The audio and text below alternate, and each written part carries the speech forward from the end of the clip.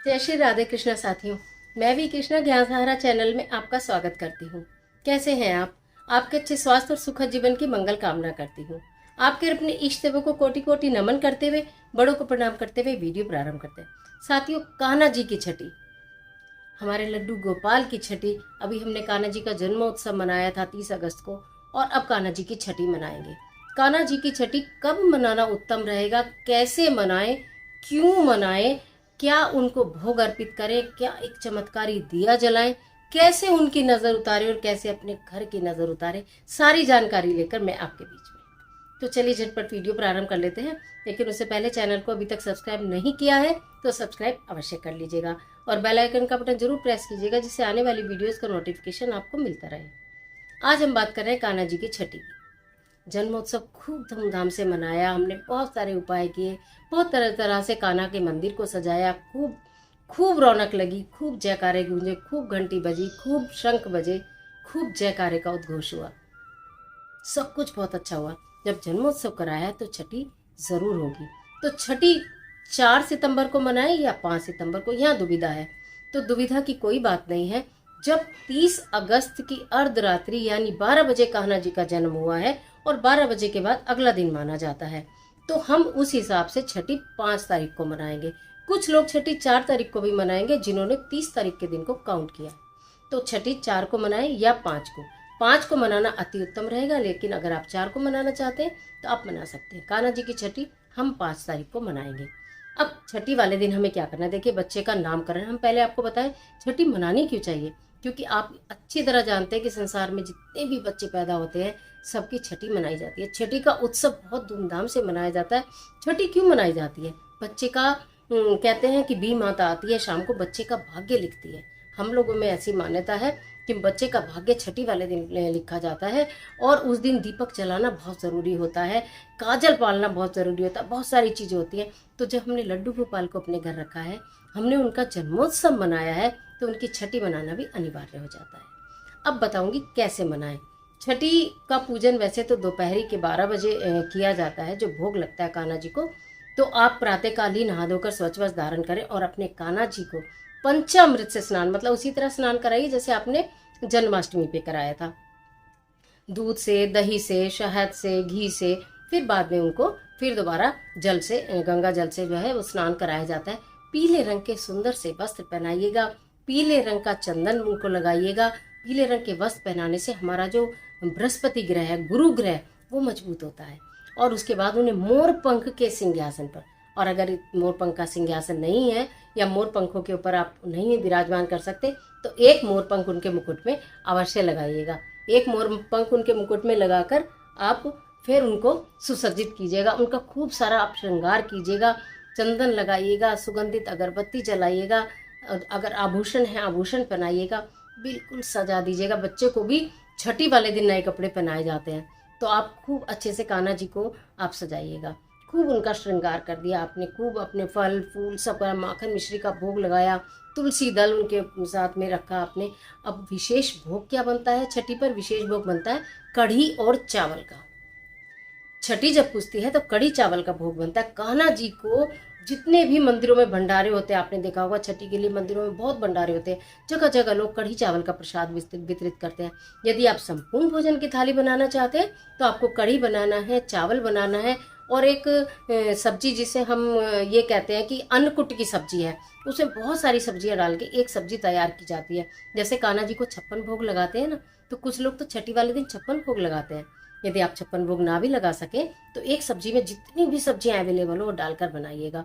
तो वो सब्जी बनाती हैं, खीर बनाते हैं, हलवा बनाते हैं, फुल्का बनाते हैं, पूरी बनाते हैं, गुलगुले बनाते हैं, अनेकों प्रकार के व्यंजन बनाते हैं। और कुछ भी नहीं बना पाए तो आप माखन मिश्री का भोग लगाइए, कढ़ी चावल आप जरूर बनाइए।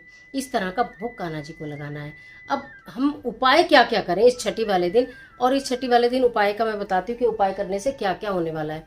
आप अगर छठी वाले दिन उपाय करते हैं, आपके व्यापार को, आपके घर को और आपके स्पेशली बच्चों को कितना फ़ायदा होने वाला है। अगर बच्चे आपका कहना नहीं मानते हैं और बच्चे शैतान ज़्यादा हैं, बच्चे पढ़ाई में मन नहीं लगा रहे हैं, बच्चों को सफलता नहीं मिल रही है, तो कान्हा जी की छठी के दिन ये उपाय अवश्य करिए जो अभी बताने वाली हूँ। व्यापार में परेशानी आ रही है, नौकरी में परेशानी आ रही है, तो ये उपाय जरूर करिए। बताने वाली हूँ। और उसके अलावा अगर आपके घर को नज़र लगी है तो आप क्या करें। हम आप सबसे पहले ये बताएंगे कि आपको करना क्या है। आप कान्हा जी को सारा श्रृंगार करने के बाद एक काजल की डिब्बी भेंट करेंगे। काजल से, जैसे बच्चे को छठी वाले दिन जब बच्चे को हम तैयार करते हैं नए नए कपड़े पहनाकर, तो हल्का सा माथे पर उसके तिलक लगाते हैं, नहीं तो पैरों पर काला टीका लगाते हैं, किसी की नज़र ना लगे। अब जैसे लड्डू गोपाल हैं, आपने अपने घर में जिन्होंने लड्डू गोपाल रखे हैं वो तो करेंगे ही, वो उनका नामकरण भी करिए।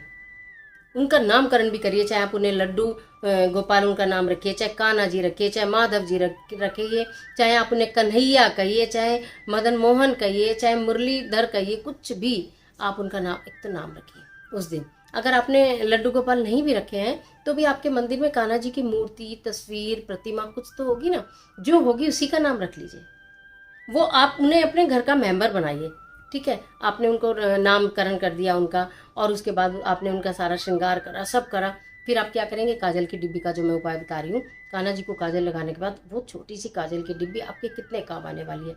उस काजल से आप अपने बच्चों को छोटा सा टीका लगाइए। उस काजल से आप अपने, अगर धन में कमी आ रही है, धन क्षेत्र पर छोटा सा टीका लगाइए। उस काजल से आप अपने मुख्य द्वार पर छोटा सा टीका लगाइए। उस काजल से आप अपने व्यवसाय के स्थल पर छोटा सा टीका लगाइए। और बच्चों को उसी काजल की डिब्बी से फिर आप आगे, आजकल बच्चे काजल कम ही लगाते हैं, बच्चे क्या लगाते हैं, मम्मियाँ कम लगाती हैं बच्चों को, लेकिन फिर भी कोई बात नहीं। अगर माथे पे ना, यहाँ ना ही लगाना चाहते काजल का टीका, हल्का सा यहाँ लगाया जाता है, पैर के नीचे लगाया जाता है, कई जगह बच्चों के टीका लगाया जाता है। तो आप, अगर बच्चा बड़ा है तो हल्का सा यहाँ पर लगा दीजिए, यहाँ पर कान के पीछे हल्का सा लगा दें, पता भी नहीं चलता है कि उनकी बुद्धि स्थिर हो जाती है, क्योंकि कान्हा जी का काजल है। अब आपको क्या करना है, कान्हा जी की नज़र कैसे उतारेंगे। आपको क्या करना है, 6 केले लेने हैं। 6 केले लेकर कान्हा जी की नज़र उतारिए, और वो 6 केले आप एक व्यक्ति को दीजिए या 6 व्यक्तियों को दे दीजिए वो घर से बाहर। 6 केले, ये आप कान्हा जी की नज़र नहीं उतार रहे, आप अपने पूरे परिवार की नज़र उतार रहे हैं, पूरे घर की नज़र उतार रहे हैं, आप अपनी नज़र उतार रहे हैं।